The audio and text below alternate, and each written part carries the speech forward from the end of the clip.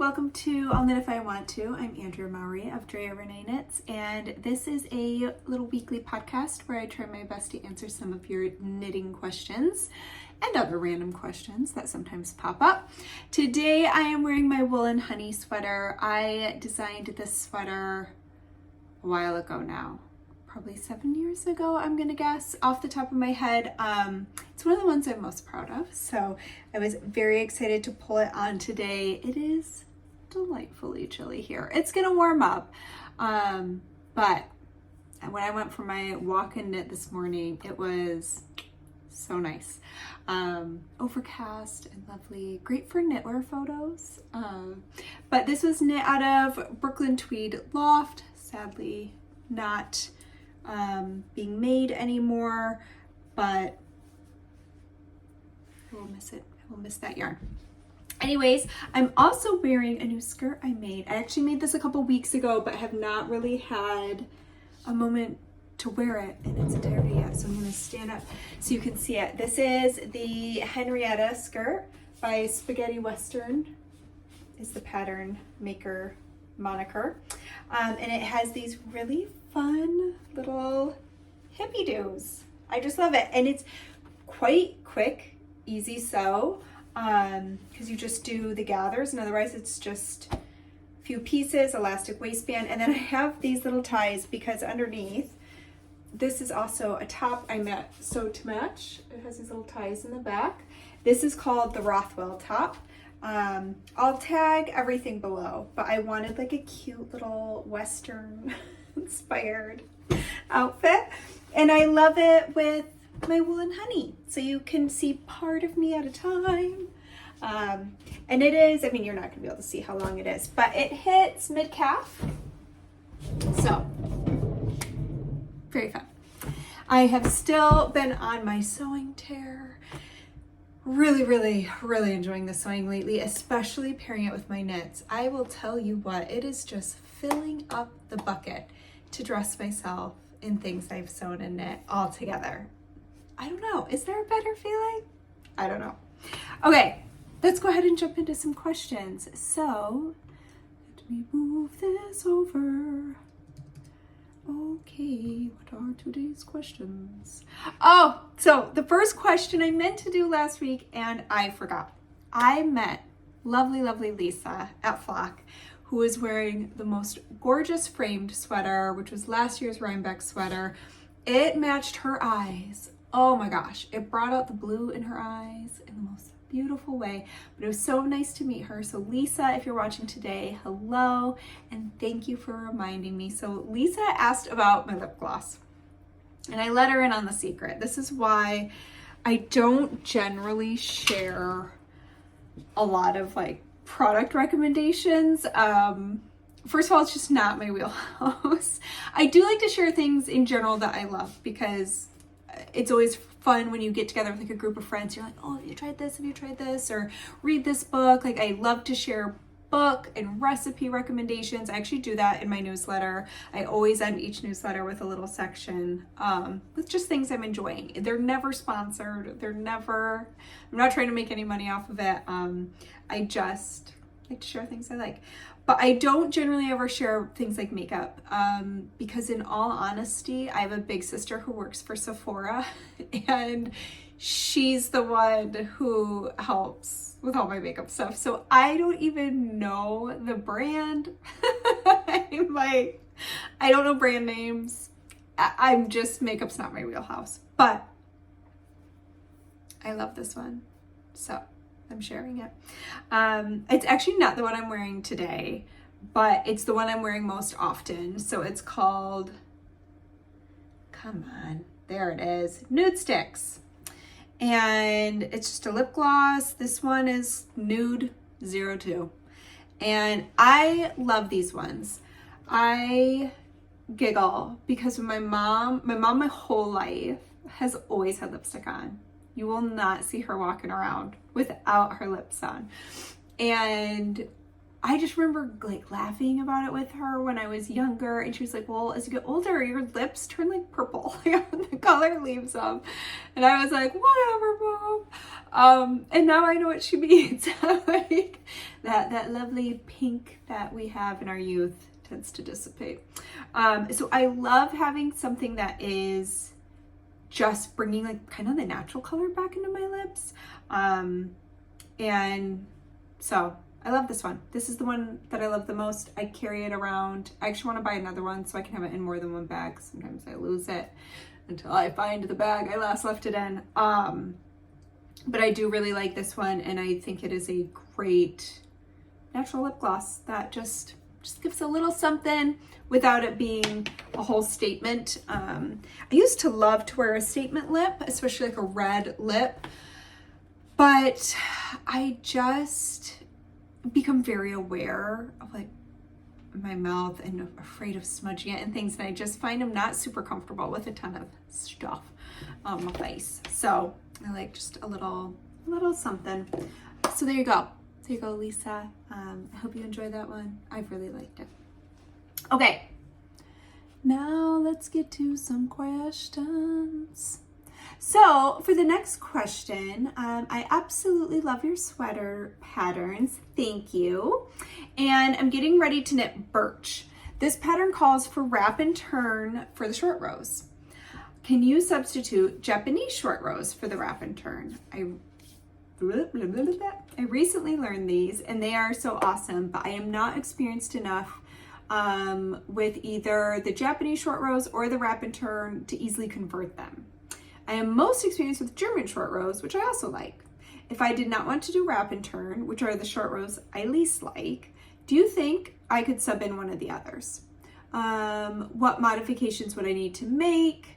And thank you for your help. Okay, so there are so many different ways to do short rows. Again, I've talked about this before. It's one of the reasons I love knitting is because there are so many different ways to do all the different things, and we can sub in the ways we like to do things.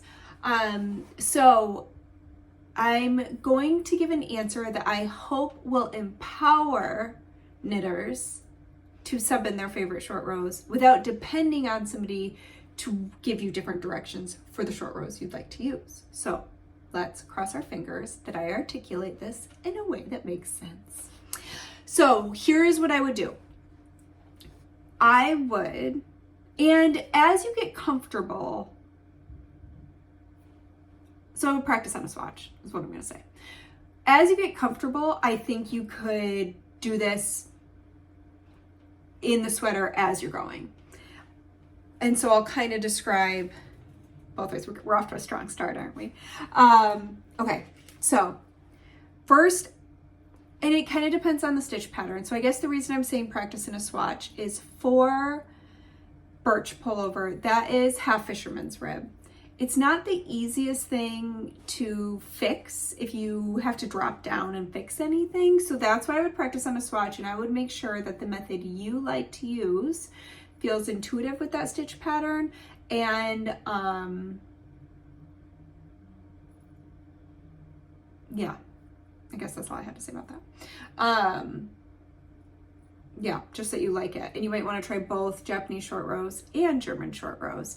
I also like Japanese short rows, but it has been years since I've used them. That is where you use a little locking stitch marker around the strand of yarn, which can be really lovely.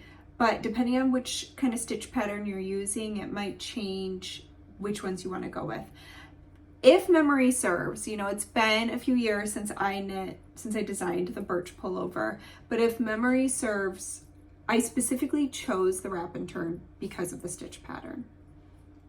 But especially with, like in German short rows, you knit to a certain point, you turn, you bring your yarn forward, and then you slip that first stitch and you kind of yank it up and over, which might be a little funky in the half fisherman's rib. So basically you're going to want to practice. You're going to want to play with it and make sure it feels intuitive when you do it and that you like what happens to the fabric when you do it. So that's why I would recommend doing it on a swatch. Let's say you're just using stockinette though, and you're more concerned about placement of your short rows because some short rows use an extra stitch, where other short row methods, you will use one less. So you kind of have to figure that out. So what I would do is, you've got your instructions in front of you, right? And most short rows, if they're for the back neck, they're gonna be centered around like the center of the back neck. So you have your center point, and then you're gonna work, let's say 14 stitches this way, and then 14 stitches that way. And you keep going back and forth, adding a few extra stitches as you go. So what I would do is I would count out those stitches, and I would place locking stitch markers at all my turns. And now it's going to be way more intuitive to swap in the short row method you would like in the right place, even if it uses, like, doesn't need that extra stitch, or maybe it needs one more stitch. Now you know, okay, well, I would stop one stitch short, so I have my extra stitch to do the little movement of whatever method I'm using. Or, oh, the method I'm using doesn't need it. You just literally go to the turning point and you turn. Well, great. Now you know, you just go to where the stitch marker is. That's your turning point. So we're like, wrapping turns, you actually wrap the last stitch when you turn, whereas with the German short rows, you work all the way up to it, and then it's when you turn back that you turn that into your little slipped double stitch. So anyways, I would use locking stitch markers, and I think that's going to help you plot everything out so you can use the method you would like. If you want to do a deep dive on short rows, and I have shared this before, but I always love to share it again, I highly recommend Carol Feller. She is the queen of the short row, in my humble opinion. And when years and years and years ago, I took her, she had a free class on Craftsy about short rows, and I loved it. It was that's where I learned Japanese short rows. And she really breaks it down. And then she also has like a short row masterclass through her website. So I would check those out if you want to get more into short rows. But anytime you want to try something new, maybe you want to swap in a preferred cast on or bind off, maybe you want to swap in a different decrease or increase, maybe you want to play around and add a little pizzazz. Practice on a swatch, because that's going to be the easiest place to detangle and start again and fiddle around before you're actually getting into the main knit, the main pattern. And then you can kind of figure out any hiccups that might arise. And it's a lot lower risk doing it in your little swatch than when you're actually knitting the sweater. So I hope that helps. I know it's not a play-by-play on how to do it, but hopefully it will help give you the encouragement to do it yourself, and I believe in you. Okay, I'm gonna make sure that I include those links to Carol's classes.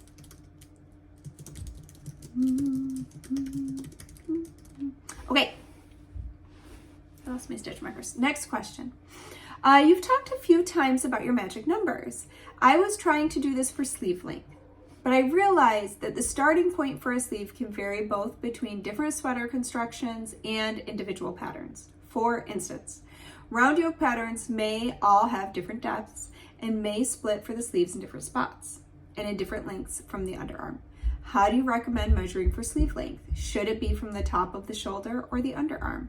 How do you determine the right spot to measure from on your sweater? If it's top down, do you have to try it on? So I actually like to break it down. So when I do an ease class, and when I do that, one of the things that I like to talk about is these magic numbers. And basically, if you've never heard me talk about this, what I'm referring to is when we find, for instance, that perfect sleeve length, it just hits at the right spot. I like to jot that number down, but I 100% take into account, is this a raglan, a drop shoulder, a round yoke? Is it a fitted sweater or an oversized sweater? Because yes, all of those things come into play. At the very least, I break it down into sweater construction, because something like a drop shoulder sweater, generally why that's called a drop shoulder is because it's a rectangle and it literally drops off your shoulder, creating the sleeve cap of your sweater, and then your sleeves knit down from there. So a lot of times my ideal sleeve length, measured from where I pick up my stitches, is about 14 inches, because it's already dropped down my arm away. but that's also depends on if it's an oversized sweater or a fitted sweater. So the more you can fine tune in your knitting journal, your notes for measurements you like, the better reference you're going to have no matter what kind of sweater you're knitting. So I always measure from the point of where stitches have been cast on or picked up to knit those sleeves. So, or to where they're going to be joined to like the underarm. So if I was doing from the bottom up, I would be measuring from the cuff, my cast on edge, to the underarm, which is when they're probably going to be joined to the body. In my patterns, you're usually going to see that measurement is from the underarm to cuff or cuff to underarm. That's what we're measuring. So that is what I'm referring to. And generally speaking, I find the sleeve length for me, that magic number is really similar for a raglan and a round yoke. For me, that's usually about 17 inches from the underarm pickup stitches if I'm knitting top down. Whereas again, drop shoulder is going to be shorter than that, but that depends on if I'm knitting a drop shoulder with a lot of positive ease, which would mean it's going to drop off my shoulder even more. Or if I'm knitting it with less ease, it's not going to have that same drop. So it's all going to depend on that. But yeah, the better notes you can take on measurements you really like, the easier it's going to be when you are picking out a future project. You can say, oh, okay, this was, sometimes people will do a really, really deep yoke in a round yoke sweater. And so you can write a little note. If you're like, oh, this sleeve worked out really well for me, I would write deep yoke, round sweater, whatever. This was the sleeve length I liked. But for a more traditional fit that maybe only goes 2 inches underneath my underarm, which is a pretty classic amount of ease to have around your underarm, that might be what you're knitting the most often. And so for me, that happens to be 17 inches is a really good to hit me kind of right around I wanted to say ankle bone, my wrist bone. So there you go. I always break it down by sweater style, and I say the more notes, the better, but you'll start to see patterns on what you like, and it's just really handy. It's handy to know those preferences when you're choosing sizes. All right. This is just a fun question. What's the last great book you read? So I've already read 84 books this year, and I think I have 4 others currently on the go. So I love conversations like this. In another life, I would be a book person. But so one I wanted to throw out there, I don't think I've mentioned it on here, but my sister talked me into this book, and I like to mention this one because I wouldn't have picked it up myself. It was not my general genre. It's not, I would have looked at the cover and been like, meh. And I actually had it recommended to me a couple times, but I was like, I would look at the cover and go, really? So it is The Hail Mary Project by Andy Weir. I'm not sure if I'm pronouncing his last name right.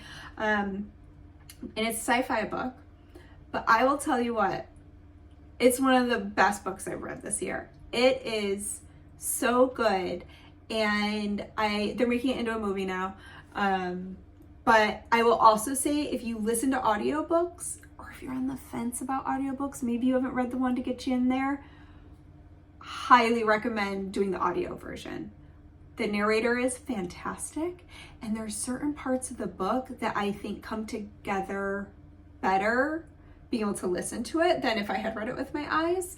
I laughed, I cried, I couldn't stop listening. It was so good. So that one's definitely up there.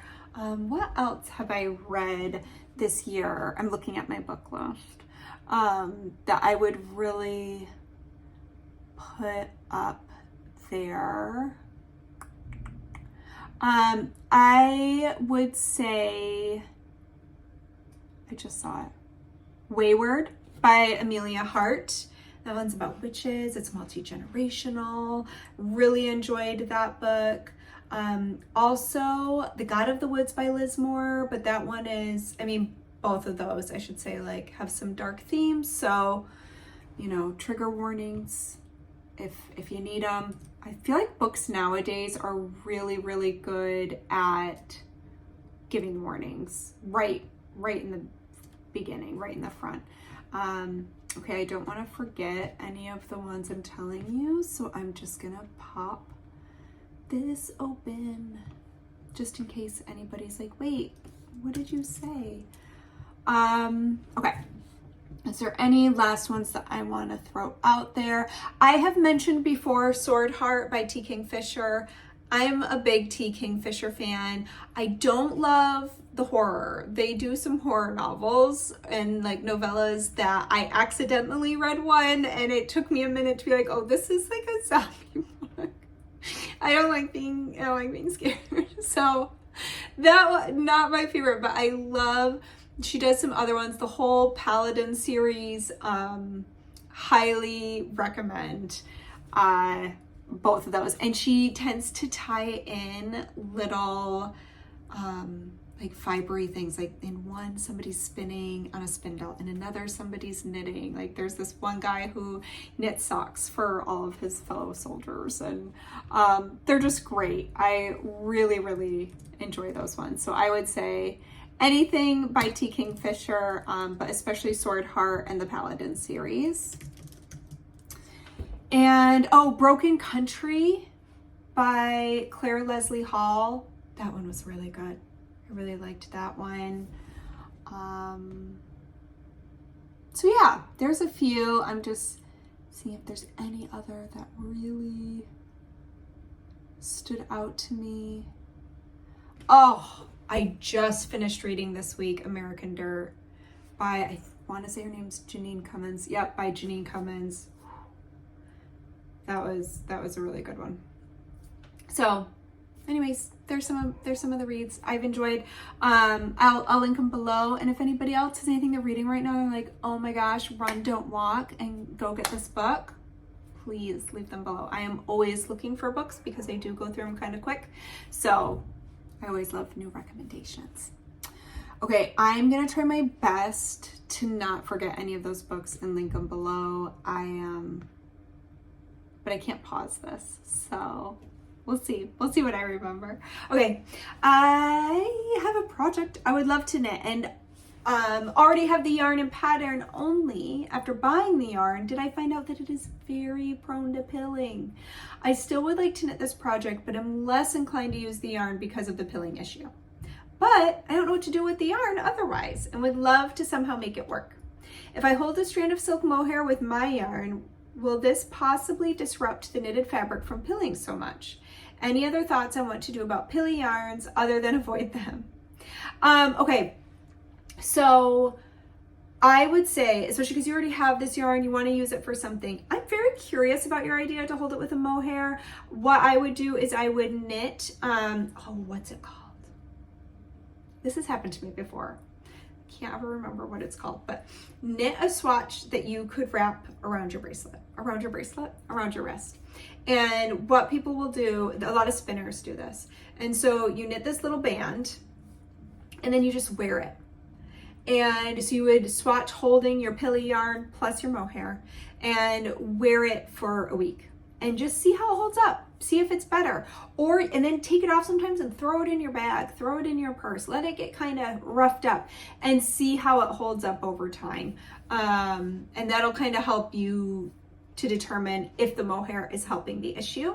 The other suggestion I have is doing a low friction knit. So using it for something that's not going to be exposed to a lot of rubbing or heat. So we don't really, pilly yarns are a struggle with a sweater because we're going to have those friction points. We're going to have the underarms and near our elbows where there's just like basically all down the arm. It's a lot of rubbing. It gets warm from our body, and that's going to up the pilling issue. So possibly a scarf or a shawl. Obviously that does get rubbed around. It's still going to hit some friction, but not as much as, say, a sweater that's also going to need to be washed. I would not do mittens. Those I always like, even yarns that shouldn't pill. I feel like pill on my mittens. Maybe a hat. A hat could be an option too, but you said this has 30% alpaca. I think that would be fine. You could do a hat. So yeah, I would use it for kind of like some low friction items to help avoid some of the peeling. But I'd be really curious about how the mohair, if the mohair helps. So if you try it out, please come back and comment and let us know the results of that. And I wish I could remember what that's called. I bet there's somebody out there shouting, it's called this. But it's just a little knitted band, and you can wear it and see how it holds up. All right, last but not least, you mentioned a couple videos ago about a Marley shawl spin and knit along. I've been watching Ravelry for weeks. Are you still considering it? Please say yes. I am, absolutely. I'm planning on it. Right now we're in the middle of the Ooey Gooey knit along for Rhinebeck. I also have another knit along launching in about a week. So I am planning to do the Marley one. I just need to wait probably about a month to get my ducks in a row, because I like to participate too, so I gotta but fall, winter, early spring are definitely my major spinning times. I know I'm gonna get bit by the bug. I also have had 0 time to spin lately. Hello, sewing. So I just got to get my spinning mojo back. But it's decided, we are doing it. I'm telling you right here, right now, we are going to do it. I just need a little time to get it organized and kick it off. So let's shoot for kicking it off this fall. And then usually I give like a whole year for it, because, to spin a shawl quantity, and then also Marley is a brioche shawl, can take a little bit longer to knit. So I do give us a substantial amount of time. Minimum, it would be 6 months. Tops, it would be a year. So I'm going to do it. I'm putting it on the calendar today. Look out for it. Give me at least a month. But I'll definitely announce it in the newsletter and everything. So I will announce it when it happens so that you don't miss out. It would be fun if I could launch it before Rhinebeck. So anybody going to Rhinebeck, you could pick up fiber if you wanted to, because that's a fun one to get fiber at. Okay. Whew, I feel like it's only been 27 minutes. I feel like I have been talking for a very long time. Is there anything else that we need to cover? I don't think so. New pattern coming out in just over a week with a knit along and a very special announcement. So stay tuned. I'm excited to share more about all that. And I hope you have a lovely, lovely weekend. Thank you for spending some time with me, and I hope to see you back here next week. If you would like to ask a question, you can go to where there is the show title and it says usually description or show more. You just tap that and you'll see a link at the very bottom of the show notes, and that is where you can enter your question. All right. Happy making. Bye.